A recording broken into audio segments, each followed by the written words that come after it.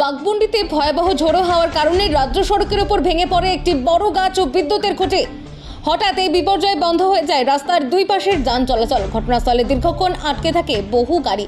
পরে বিদ্যুৎ বিভাগের একটি গাড়ি এসে শুরু করে খুঁটি সরানোর কাজ।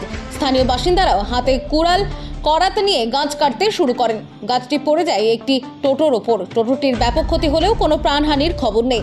বিদ্যুৎ খুঁটি পড়ে যাওয়ায় কবরস্থান সহ আশেপাশের এলাকায় দেখা যায় বিদ্যুৎ বিভ্রাট। তবে প্রশাসনের দ্রুত পদক্ষেপে পরিস্থিতি কিছুটা স্বাভাবিক হয়। এ যেন প্রকৃতির রুদ্র রূপ, যে চোখে আঙুল দিয়ে দেখিয়ে দেয় প্রস্তুতি আর সচেতনতার কতটা প্রয়োজন।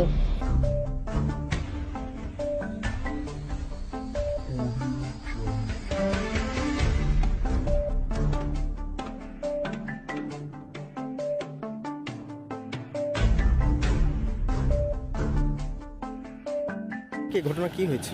আজকে খুব জোর হাওয়া এসেছিল।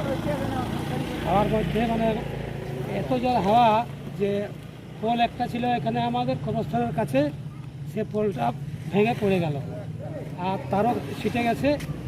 আর তার পাশাপাশি একটা নিম গাছ ছিল মোটা, তার কাছে একটা এই টেম্পু টোটো গাড়ি একটা ছিল, সেটা মানে ডাল ভেঙে, মোটা ডাল ভেঙে মানে ওটা পড়ে ওটা উপরে চাপা ভেঙে গেল। তারপর ইলেকট্রিক ডিপার্টমেন্টের লোক এসে তাকে কাটাকাটি করে নিয়ে ওকে সব বাদ করা হলো। আর তারপরে অনেক দেরি পর্যন্ত রাস্তার জাম ছিল, রোড। এখন রোড ক্লিয়ার হয়ে গেছে? হ্যাঁ, এখন রোড ক্লিয়ার হয়ে গেছে। তাহলে ক্ষয়ক্ষতি বলতে কি হয়েছে আপনাদের? ক্ষয়ক্ষতি বলতে ওই যে টোটোটা ক্ষতি হয়েছে। হ্যাঁ, বাকি সব ঠিক আছে।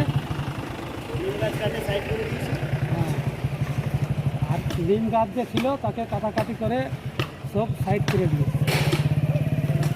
কি নাম আপনার? আমার নাম সালেকির আনসারি। বাড়ি? বাড়ি এই বাঘমুন্ডি। ঝোড়া হওয়াতে আমাদের এখানে কবরস্থানের সামনে একটা গাছ পড়ে যায় এবং টোটোর উপর গাছটা পড়ে যায়। তার উপর তার যে ছিল লাইনের তার, সেটাও পুরো পোলকে নিয়ে পড়ে যায়, বুঝলেন তো। তারপরে আমাদের এই কবরস্থানের যে কানেকশন আছে সেটাও ভেঙে যায় এবং বিভ্রাট সৃষ্টি হয় পুরো এলাকায়। সেই জন্য আমরা আমাদের ইলেকট্রিক অফিসের যে ভারপ্রাপ্ত এসএস আছে, ওনাকে আমরা তাড়াতাড়ি এই পোলখুঁটা গাড়ার ব্যবস্থা করুক, সেই জন্য আহ্বান জানাই। আপনার নাম? আমার নাম নবাব খান, বাঘমুন্ডি কবরস্থান কমিটি।